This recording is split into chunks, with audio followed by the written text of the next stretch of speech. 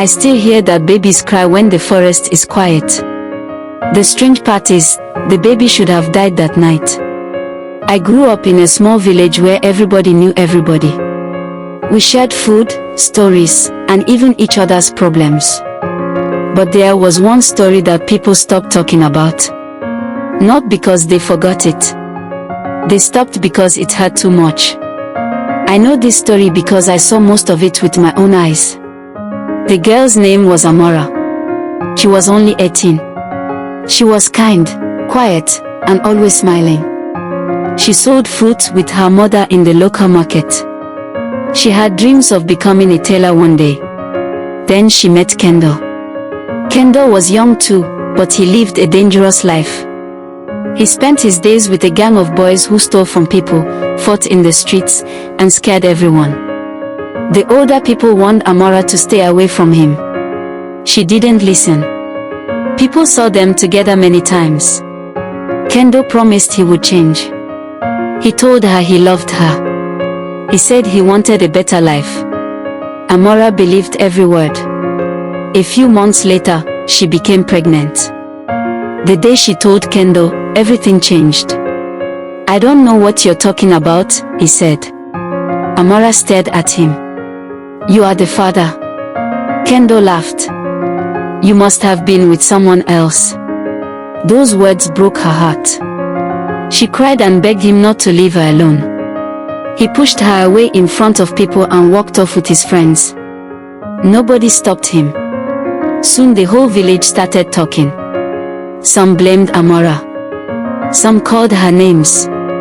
Even people who knew Kendall was lying stayed quiet because they were afraid of him. Her own father became so angry that he told her to leave the house. Her mother cried every night but could not change his mind. Amora had nowhere to go. She slept in different places until an old woman gave her a small room behind her house. Months later, she gave birth to a baby girl. She had big eyes and tiny hands that held onto Amora's finger. It looked like things would get better. But they didn't. Amora had no money. No food.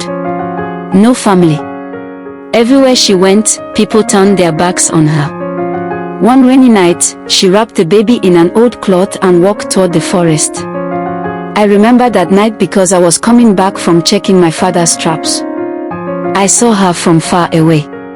She was crying so hard that she could barely walk. She stopped beside a large tree. She kissed the baby's forehead again and again. "I'm sorry," she whispered. "I can't give you the life you deserve." Then she placed the baby on dry leaves under the tree.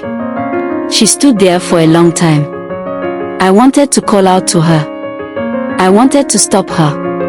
But I froze. I don't know why. Maybe I was scared. Maybe I thought she would pick the baby up again. Instead, she turned around and walked away. The baby's crying became louder. It echoed through the trees. I finally ran toward the child. But before I reached the baby, someone else came out of the darkness. It was an old woman everyone called Mama Sod. She lived alone deep inside the forest. Some people said she was strange because she preferred living away from the village. She picked up the baby carefully. "Hush now," she said softly. The baby stopped crying almost at once. Mama Sod looked around. She saw me hiding behind a tree. "I know you're there," she said. I stepped out slowly. She smiled sadly. This child didn't choose this life. Then she carried the baby away. I never told anyone what I saw. Not for years. People believed wild animals had taken the baby. Amora never corrected them. She disappeared from the village a few weeks later. Nobody knew where she went. Years passed. One afternoon, I went into the forest to gather firewood. That was when I saw them. Mama Sod looked much older. Beside her stood a young girl, maybe 12 years old. She was laughing while helping the old woman carry water. The girl looked healthy, happy. She called Mama Sod Grandma.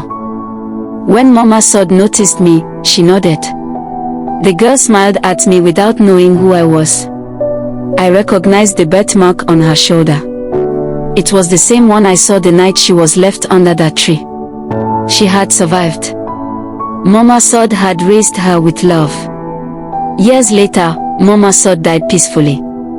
The girl buried her beside the little wooden house in the forest. After that, she finally moved into the village. Nobody knew where she came from. Only I did. One evening, something happened that made my heart stop. Kendo came back to the village after many years away. He looked tired, older. His gang was gone. His strength was gone too.